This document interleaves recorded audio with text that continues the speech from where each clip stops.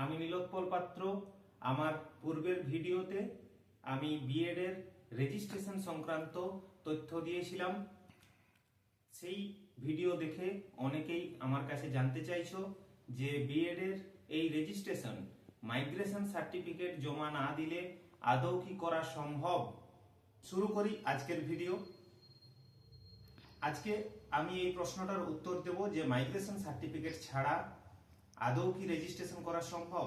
হ্যাঁ, অবশ্যই সম্ভব ছাত্রছাত্রীরা।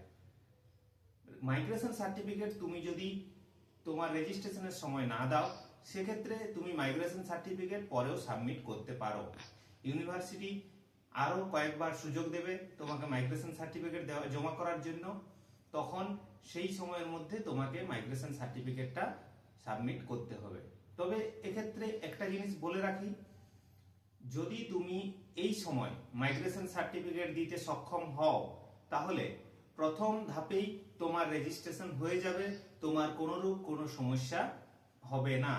কিন্তু যদি তুমি মাইগ্রেশন সার্টিফিকেট এখন না দাও, যদি দেরি হয়, সেকেন্ড লটেও হয়তো দিতে পারলে না বা তারপরেও দিতে পারলে না, যতদিন না তুমি মাইগ্রেশন সার্টিফিকেট জমা করবে ইউনিভার্সিটিতে, ততদিন তোমার রেজাল্ট হোল্ড হয়ে থাকবে। তুমি ধরো সাপোজ তুমি ফার্স্ট সেমিস্টার পরীক্ষা দিলে, ফার্স্ট সেমিস্টারের রেজাল্ট বেরিয়ে গেল, সবাই নিজের নিজের রেজাল্ট জানতে পেরে গেল, কিন্তু তুমি তোমার রেজাল্ট জানতে পারবে না বা মার্কশিটও পাবে না।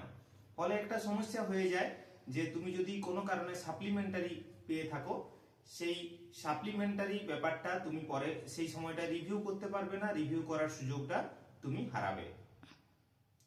তো সেই কারণে আমি বলবো, যদি সম্ভব হয় তোমরা নিজের নিজের মাইগ্রেশন সার্টিফিকেট দিয়েই রেজিস্ট্রেশন করো।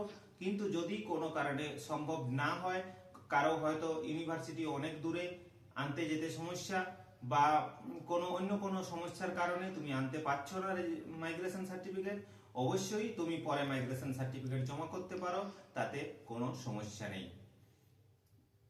তো